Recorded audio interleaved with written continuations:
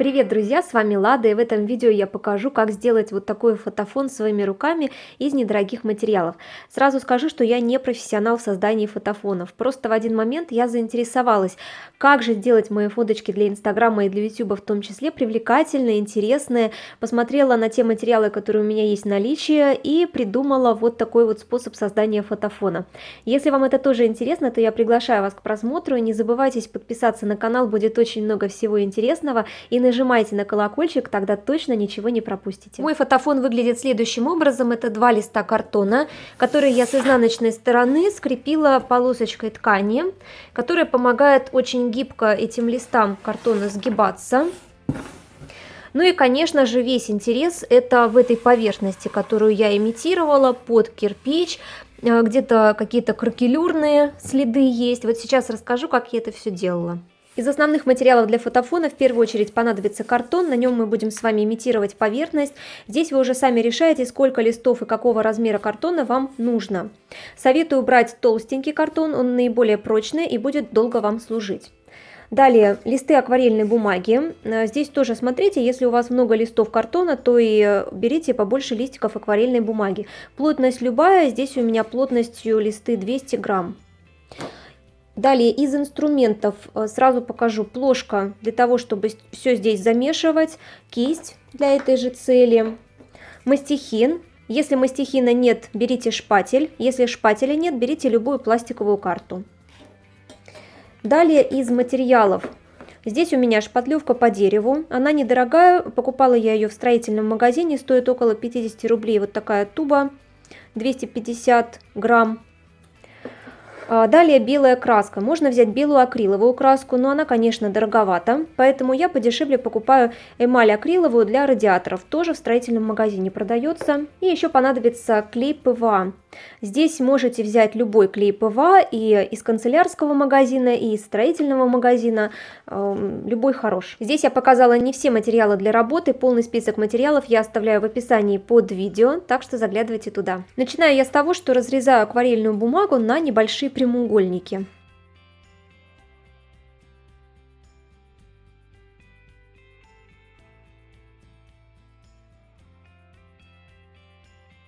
Далее развожу смесь. Для этого беру ПВА, выливаю в плошечку.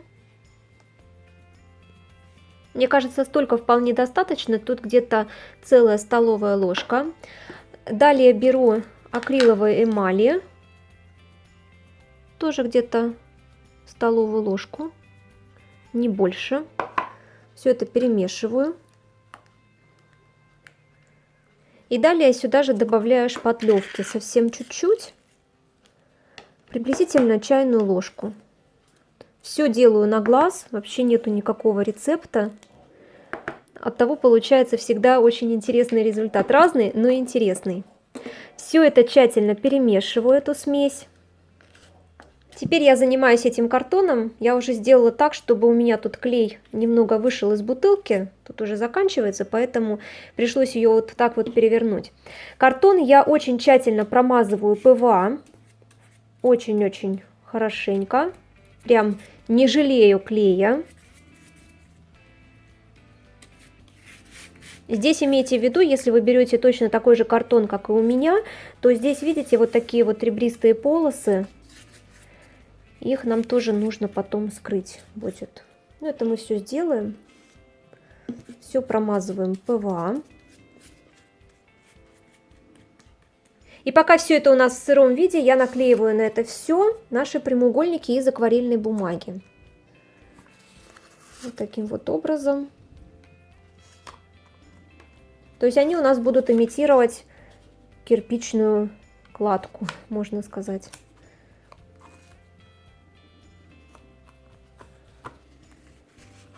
Ну, может, и будут имитировать, но тут просто такой они очень интересный эффект дают.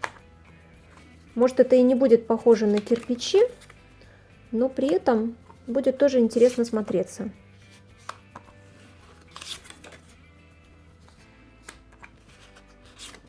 На самом деле способов сделать фотофон очень-очень много. Вот это один из них. Очень тщательно приклеиваю уголки этих прямоугольников. Хотя у меня в фотофоне некоторые уголки отклеились, но при этом тоже интересно смотрится. Все как будто бы стена старая. Так, сверху я еще немножечко промазываю все это клеем. Совсем чуть-чуть, чтобы как-то зафиксировать эти прямоугольнички. Здесь можно делать все не идеально. Если где-то вы сделали какую-то неровность, от этого поверхность будет только интереснее смотреться. Так что не стремитесь здесь к перфекционизму. Здесь можно расслабиться, это все отпустить и мазюкать в свое удовольствие. Итак, после того, как наша поверхность немного подсохла, не совсем, она такая остается местами липкая, мы сейчас переходим к следующему этапу. Мы берем нашу смесь, которую разводили, мастихин или шпатель или пластиковую карту, и наносим эту смесь сверху. Вот таким вот образом. Здесь вы решаете, какими мазками, вертикальными или горизонтальными, наносить эту смесь. Замазываете все вот эти места между нашими прямоугольниками.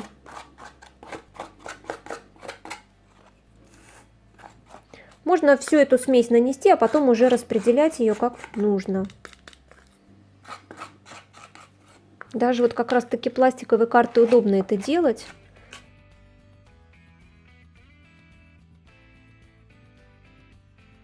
Итак, поверхность у нас вся замазана, и сейчас я мастихином буду придавать всякие неровности ей. Вот таким вот образом.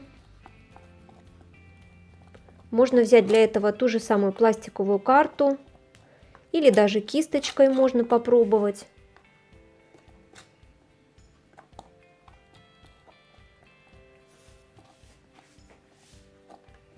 Можно в разных направлениях, можно в одном направлении.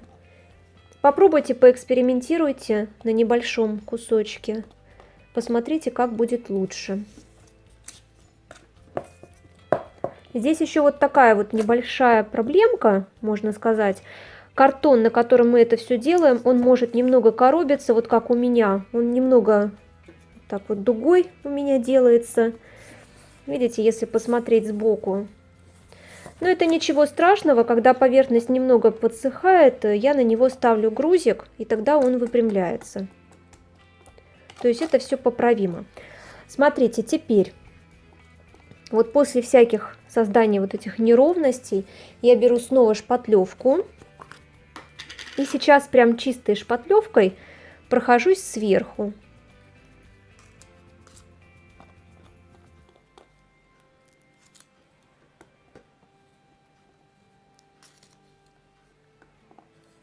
Чтобы были какие-то такие выпуклости, впуклости. В общем, всякий интерес создаем. Вот наши прямоугольнички из акварельной бумаги тоже выпирают, создавая такое ощущение, как будто у нас тут доски или что-то типа этого. Так.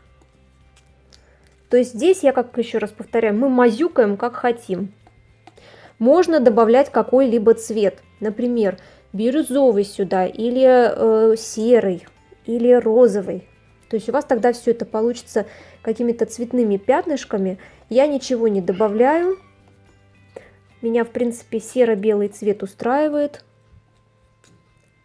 Потому что шпатлевка у нас сероватая, а вся наша смесь была белая.